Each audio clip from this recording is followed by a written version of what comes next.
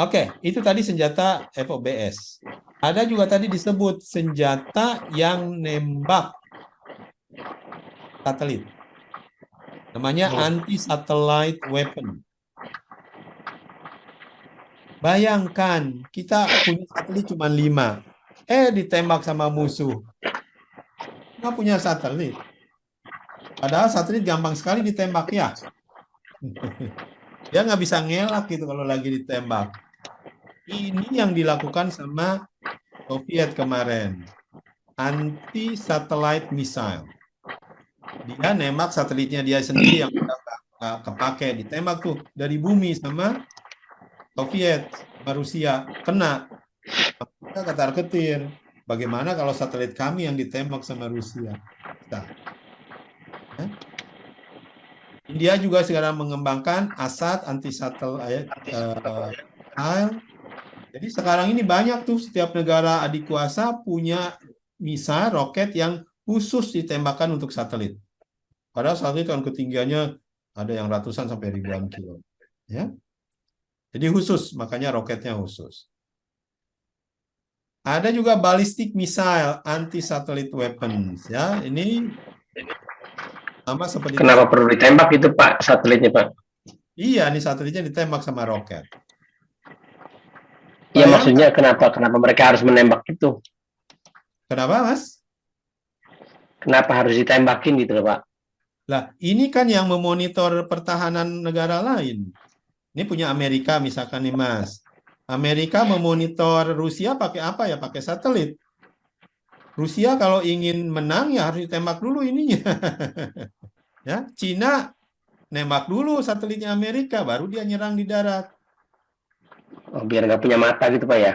Ya, biar tidak punya Nggak mata. bisa lihat gitu ya? Penting, penting. Nah, sekarang Rusia ya dengan Ukraina, bayangkan Ukraina kan nggak punya banyak satelit, tapi Eropa yang punya satelit. Ya Rusia ngincer-ngincer nih. Hah? Ngincer-ngincer satelitnya Amerika, satelitnya Rusia, Eropa, dia bilang, hati-hati kalau nyerang saya serang tuh satelitnya, kata Rusia. Ya ngeri lah. Ya, Eropa sama Amerika juga siap-siap. Ya.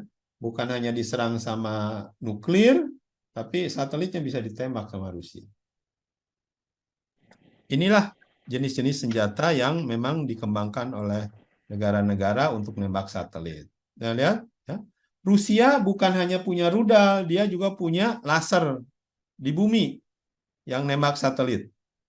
Tapi besar, ya bangunannya seperti mall gitu karena generatornya harus besar. Ditembakkan ke satelitnya lebih lebih lebih hebat daripada bikin misal gitu ya.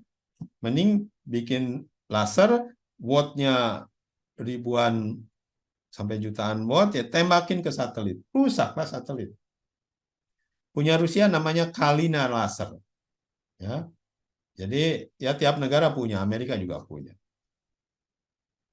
Cina juga punya nih laser yang nembak-nembak satelit, tapi bukan dari bawah, dia naik ke satelit yang nembak satelit, di atas satelitnya ada laser. Ya. Itulah perang di antariksa, ya. Perang antara satelit dengan satelit, darat dengan satelit, satelit dengan darat. Ini contohnya tahun kemarin ya, tahun berapa nih? Kalau nggak salah tahun 2019, dunia gempar ya, karena Rusia nembak satelitnya dia oleh rudalnya dia ya, berhasil kena. Tahun 2020 juga melakukan lagi tes fire. Kena dan ini dimonitor nih sama Amerika. Kelihatan nih debrisnya. Apa eh, sampah-sampahnya. Nah, ini diributkan di PBB karena berbahaya sekali melakukan uji coba nembak satelit. Ya, ributlah dunia. Oke, jadi space weapon kita punya, wah jauh ya. Jauh kalau kita masuk ke space weapon. Kita ke satelit-satelit yang bermanfaat aja belum belum menguas, belum punya, Itu apalagi JKW mesti menugaskan Pak Luhut itu Pak. kenapa harus Pak Luhut? Kerjaannya dia segala macam ya. Iya cuma satu-satunya yang bisa. Palu Gada, satu-satunya yang bisa. Oke, ya Anda lah bikin startup ya, yang bikin senjata jual ke pemerintahan ke Pak ini ya, Pak Prabowo.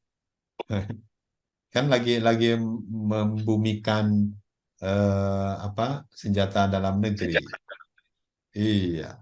Oke, Bambu runcing. berunci. Ya, jadi itu senjata senjata kita ya, weapon from above.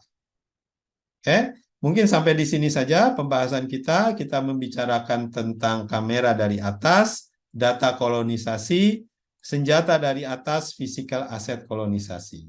Minggu depan kita bicarakan tentang ekonomi, penjajahan ekonomi dari atas. Ya, ini mungkin yang paling penting buat kita, bagaimana negara kita menjadi makmur karena dirgantara.